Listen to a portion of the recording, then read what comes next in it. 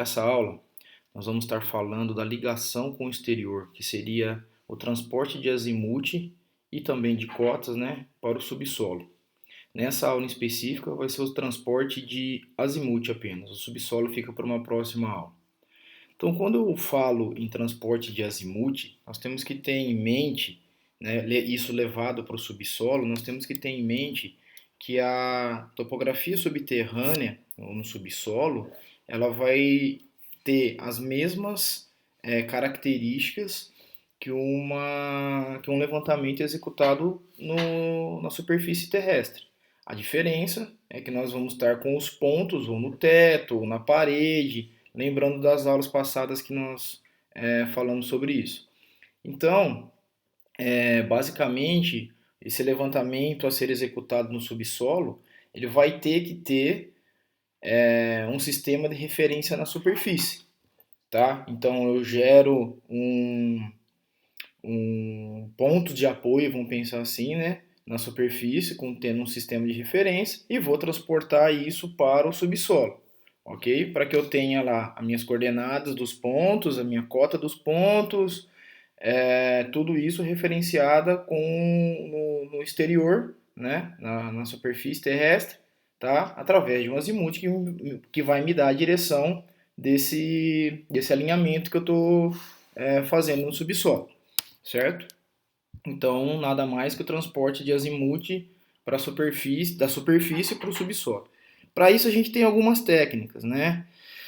Uma delas é utilizar a bússola. Então você está lá dentro de um túnel, de uma mina, e acha qual é o norte, apesar de ter uma incerteza, ou seja, a precisão dela não ser muito boa, você tem uma direção, tá? O problema, até coloquei aqui um lembrete, é quando nós estamos, por exemplo, trabalhando em uma mina que tem minério de ferro. O que vai acontecer com a bússola? Ela vai começar a ter perturbação, tá? E aí ela não estabiliza. Então isso você vai acabar ocasionando mais erro do que melhoria para o seu trabalho utilizando uma bússola. Mas, se de repente você não tem nada e precisa ter uma orientação, você utiliza ela dessa mesma forma, mas sabendo que ela vai ter um, uma diferença aí maior, uma precisão, uma imprecisão maior, na verdade, certo? Uma segunda técnica que o pessoal utiliza é o que nós chamamos de giro teodolito, que está baseado no princípio do giroscópio, tá? Então é um giroscópio, como está na figura aqui, tá? Que está acoplado a um teodolito. Então, ao mesmo tempo que você tem a direção, da onde você está fazendo o teu alinhamento, né, você consegue obter o teu azimuth, certo? Então, como eu falei, é baseado no princípio do giroscópio. Lá o FPR tem um desse, né? É o GAK1, que é a denominação que a Wilde dava para ele, tá? Então aqui está um giroscópio, certo? Então, conforme ele está girando no seu eixo, ele aponta para uma direção e vai falar qual é o nosso norte, ok? Bom, então tá aqui, ó, entre as vantagens de se utilizar um giro teodolito, pode citar a orientação pelo norte verdadeiro e não o magnético, que seria no caso da bússola, porém necessita de energia e bateria para o seu funcionamento, que é o que ele está aqui, ó. Você vai precisar de uma certa carregar um certo equipamento para poder utilizá-lo, certo? E por último aí, não por último, mas uma das técnicas que a gente é mais habitual seria utilizando um teodolito, pode colocar uma barra aqui, estação total, certo? Então, o que a gente vai estar utilizando aí? Fazendo exatamente a nossa poligonação convencional. Não vai diferenciar muito do que a gente é acostumado a fazer. Então, aqui eu tenho o ponto de vista vertical e o horizontal. Então, o que está acontecendo? Eu quero fazer o transporte de coordenada para esse ponto P aqui, certo? Então, esse ponto P, nós estamos vendo que aqui nós estamos no exterior da galeria, aqui é uma galeria, né? Não seria uma mina, e nós estamos indo para dentro dessa galeria, onde os pontos estão aqui no teto. E aí a gente vai lembrar lá que na hora que entrar com o teodolito ou entrar com um nível, onde for colocado a mira, teto, tem lá como fazer isso. Lembrando que essas equações, gente, nós estamos utilizando como se fosse teodolito. Mas o princípio dela, para calcular a distância, eu estou falando assim, as equações é para calcular a distância, para calcular as coordenadas, enfim, são feitos quando você não tinha um distanciômetro eletrônico. Hoje nós temos a estação. Então, basicamente, e até com laser, então, basicamente, você mediria diretamente no ponto, certo? Isso acho que já está bem claro para vocês isso, mas lembrando que nós temos as equações para poder fazer o cálculo e, obviamente, os softwares aí que a gente vai estar utilizando, que vocês já utilizaram aí em outras disciplinas, você tem essa condição de fazer o cálculo automaticamente, mas precisar fazer na mão é o que nós estamos fazendo aqui para ver da onde veio os cálculos que estão hoje nos softwares aí que nós utilizamos, certo? E aqui no ponto de vista horizontal, então o que acontece? Eu tenho quatro pontos, uma poligonal fechada, certo? Onde eu tenho esses pontos, ou vou utilizá-los como referência para poder ter uma amarração boa com um erro de propagação de erro e variância pequeno, confiável. Então, basicamente aqui, se a gente fosse pensar, eu estacionei aqui em B, por exemplo, dei ré em A, então eu quero achar as coordenadas do meu ponto B e assim sucessivamente. Vamos pensar no B aqui. Então vocês concordam comigo que o azimuth aqui, por exemplo, de B para C, ou para Q aqui no caso, eu vou ter lá o azimuth anterior, seria AB, mais o meu alfa mais ou menos 180, lembro disso lá? E aí se eu quisesse calcular a minha distância aí, seria minha distância inclinada entre A e B vezes o seno do meu zênite, lembram disso? E aí a minha coordenada do x ou y de B seria a coordenada x ou y de A, mais a distância entre os dois, e assim sucessivamente. Aí seno ou cosseno, dependendo do que a gente vai fazer, certo? E aí no caso do z, né, aí seria lá Z de B, mais a altura do instrumento, mais ou menos o DV, mais a altura do prisma, tal. Lembrando, só relembrando que a gente já viu lá atrás, tá? Então aí eu acharia de B. Aí eu transportaria transportando esse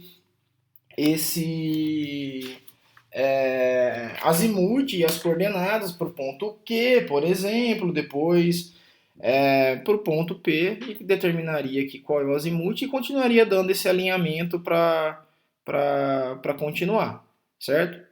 Beleza? Minha galeria aí. Então isso aqui é bem simplesinho, a gente já viu lá o que a gente usa, que é, por exemplo, o trabalho que vocês farão, né, que vai ser sair de dois pontos de coordenadas conhecidas, vamos pensar que fosse A e B, que é lá na lavanderia, por exemplo, vir trazendo a poligonal e entrar para dentro do prédio principal ou entrar para dentro do prédio da agrimensura, para fazer uma simulação, que seria essa simulação aqui, ó. Chegou ali no prédio da agrimensura, entraria, tem os ganchos que estão no teto, que seriam os seus pontos P e Q, por exemplo, e aí vocês fazem um levantamento e faz o fechamento de novo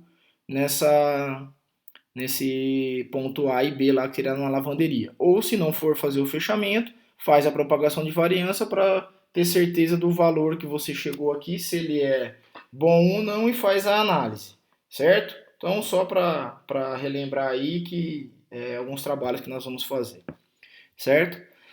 Aqui já é um outro tipo de você transportar o azimuth, lembrando que nós estamos transportando o azimuth, eu só estou colocando as coordenadas x e y aqui para já ir relembrando vocês e acostumando do que vocês vão fazer, certo?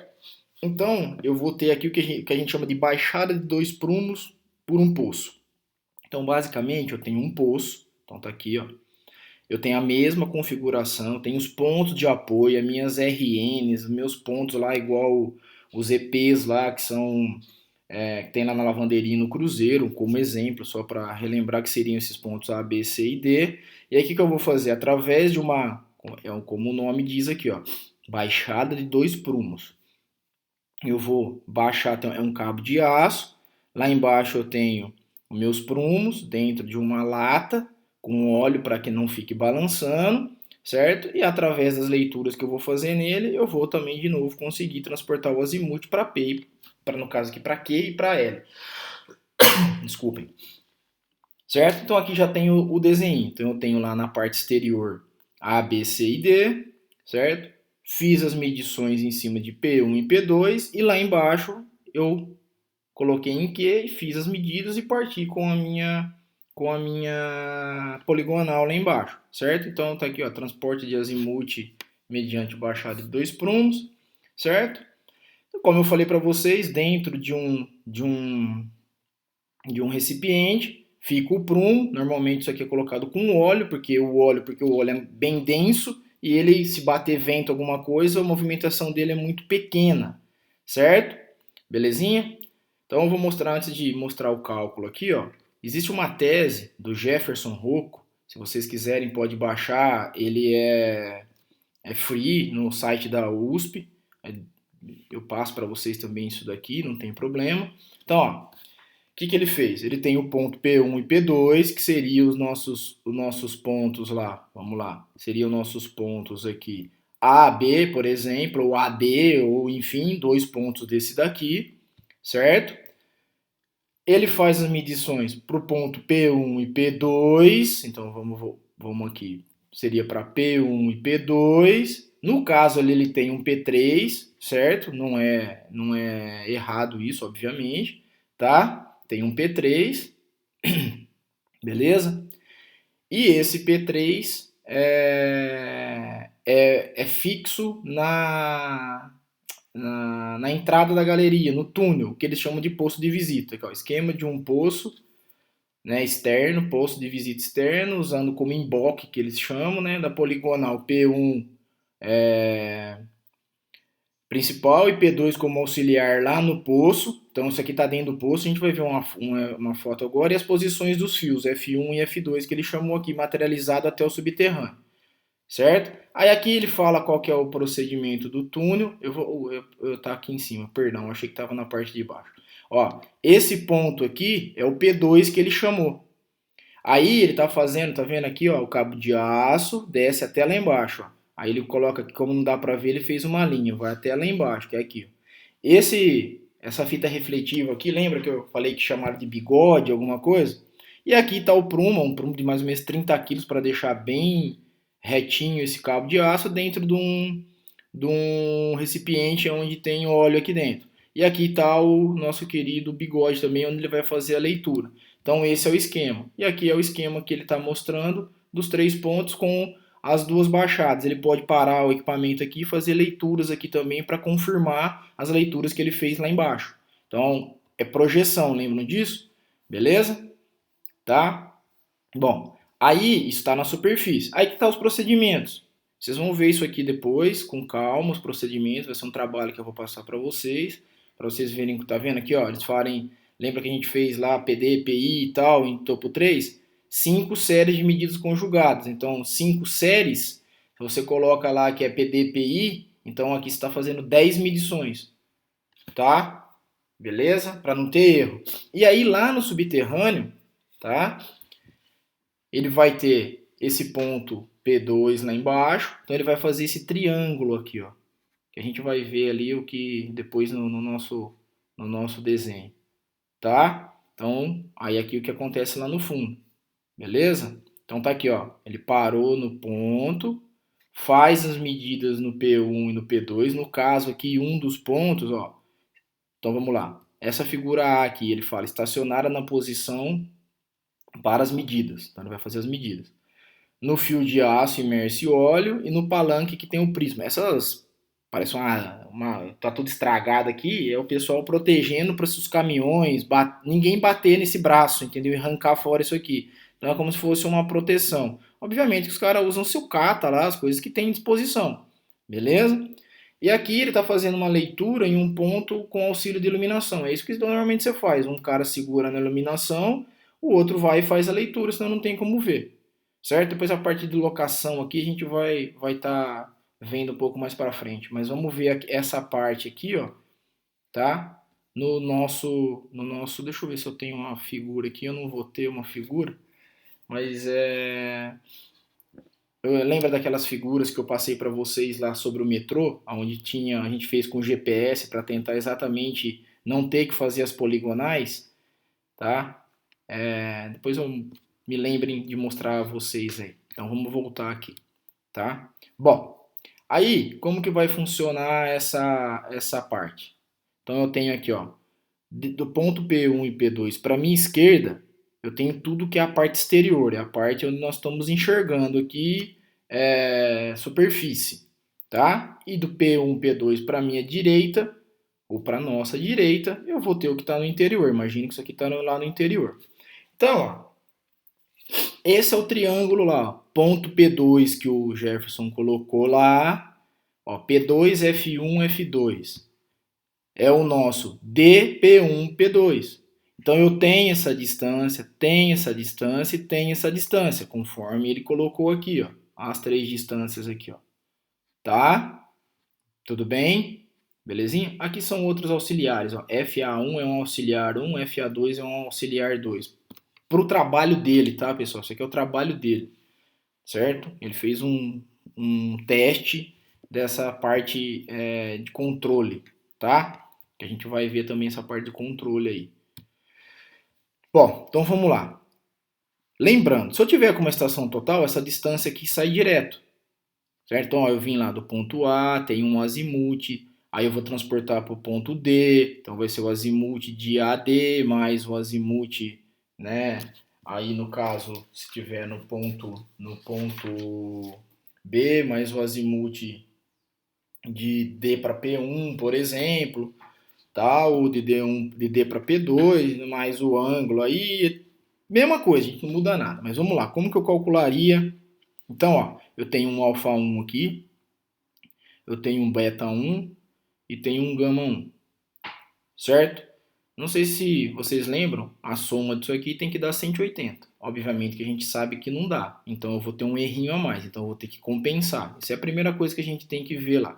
Então o que, que eu quero aqui? Ó, quando eu paro minha estação aqui em D, eu consigo medir P1 e consigo medir P2, eu tenho esse ângulo alfa 1, concorda? Então isso daqui eu consigo fazer o cálculo. Então como que eu calcularia a distância? Então eu tenho que seno de alfa 1 está para a distância P1, P2, certo? A mesma coisa que seno de beta 1 está para a distância de P2, P1. Aí eu quero achar esse ângulo beta 1, certo? Arco cosseno. Obviamente, tem alguns lugares o pessoal consegue colocar aqui, como eu mostrei para vocês lá, a estação e fazer as medições para fazer um fechamento aqui, tá? Mas aqui a gente está pensando que é um ponto lá que a gente vai fazer a baixada. Então, eu consigo, ó, achar beta 1, gama 1, beta 2, gama 2, ou seja, eu consigo calcular isso, tá? Essa é a ideia. Então, beta 1, beta 2, gama 1, gama 2, a gente consegue calcular através de trigonometria. Tranquilo, relações, certo? Lembrando que o alfa 1 aqui direto, certo? E essas distâncias aqui a gente conhece, beleza? Bom, como eu falei lá, alfa 1, gama 1 e beta 1 tem que ser igual a 180. Só que a gente sabe que tem um erro associado a isso, então a gente vai compensar. Vai somar esse erro aos 3 e dividir por 3. Aí a gente vai achar os novos, que aqui estão chamados como linha, certo? Então, o 1, o gama 1 e o beta 1, aí sim é igual a 180 porque eu fiz a compensação. A mesma coisa na hora que eu for achar o alfa 2, beta 2 e gama 2 lá. Eu vou ter um erro 2, certo? Que ele está chamando aqui. Vou pegar esse erro 2 somar e dividir por 3. Fiz a mesma coisa para a parte interior, certo? Tudo bem? Isso aqui coisa simples lá que vocês já viram também. Então eu vou ter a compensação desses ângulos. Aí eu vou não sei se eu vou conseguir colocar. Deixa eu ver aqui se eu consigo colocar tudo no mesmo o desenho e o. Acho que não vou conseguir colocar o desenho. O desenho tá, não, vai ficar muito pequeno, pessoal. Vai ficar muito pequeno. Mas ó, eu consigo andar lá, ó, de o azimuth de D para P1. Então aqui, ó, o azimuth de D para P1 vai ser o meu azimuth de A para D, ou seja, meu azimuth anterior, de A para D, certo? Mais o alfa de D para P1, então tá aqui o alfa de D para P1, certo? No caso aqui ele já colocou direto 180, mas poderia ser mais ou menos 180, que a gente sabe lá que vai depender do ângulo, certo? Bom, e posso fazer o azimuth de... Bom, e aí no final, o azimuth de P1 para quê? Aí depois, o azimuth de P1 para quê, que vai ser lá embaixo, certo? Vou colocar lá no ponto Q, vou fazer essa medição para P1 em cima, ó. Aí eu desci. Fui lá no ponto P e instalei meu equipamento, certo? Fiz essa distância, achei esse ângulo. Aqui lembra que é o fio que desceu, aqui é o fio que desceu. Vou voltar lá, certo? E fiz a medida aqui, ó. A lata lá, e fiz a medida no tal do bigode que a gente chama. Beleza? Lembram disso, certo? Bom, então aí o que vai ser o meu azimuth de P1 para quê? O meu azimuth anterior, que foi D, P1. Então, azimuth de D, P1. Certo? Aí é que vem o negócio, certo? Vai ser o meu gama 1, certo? Meu gama 2, gama 1, gama 2, 360 menos esses dois ângulos, mais ou menos 180, certo? Tá? E depois de A, o azimuth, né? De Q para L. Então, de Q para L, que vai ser o que? Meu azimuth anterior, mais o alfa de P1Q, que está aqui, que você vai ter, mais ou menos 180. Morreu. O outro caminho é a mesma coisa, só que aí tem uma diferencinha. Então, de D para P2 vai ser AD, certo? Mais, olha lá, o alfa de D para P2, mais ou menos 180. Depois P2 de P2 para Q. Aqui, ó, de P2 para Q. Vai ser a mesma coisa, o azimuth anterior, só que aí é mais o meu alfa mais o beta. Então eu vou ter isso aqui, ó, mais alfa mais o beta, certo? Aqui eu tenho 360 menos, certo? Lembram disso, tem essa diferencinha aí, tá? E depois a mesma coisa aqui de P2 para Q. Então aqui, ó, de P2 para... Opa, falei errado. De Q para L, desculpa. De Q aqui, ó, de Q para L, certo? Qual que é a diferença? Eu tenho esse alfa 2 aqui a mais, o que eu não tinha antes. Então tá ali, ó, alfa 2 mais o ângulo Q P1, certo? P1 para Q, beleza? Mais ou menos 180, tá? Aí, tendo os azimuths, obviamente, as distâncias, o que, que a gente vai fazer? Calcular os valores para Q, L, se tivesse outra, assim sucessivamente. Certo? Tudo bem? Acho que tá, assim, bem tranquilo, mas deem uma olhada nessas matemáticas aqui, se vocês vão ter dúvida ou não, e aí a gente tira a dúvida antes da próxima aula. Na próxima aula, nós vamos ver a baixada mediante dois pontos. Então eu tenho um P1 num poço e P2 em outro poço. Aí já é um pouquinho, não é tão difícil, mas é um pouquinho mais diferente, certo? Então dá uma diferencinha aí. Então a gente vai com calma para que vocês entendam, né, e consolidem esse conhecimento para depois a gente ir aumentando o nível de dificuldade aí, tudo bem? E aí conseguir fazer os exercícios propostos, tudo bem? Beleza, pessoal? Então, muito obrigado e até a próxima aula.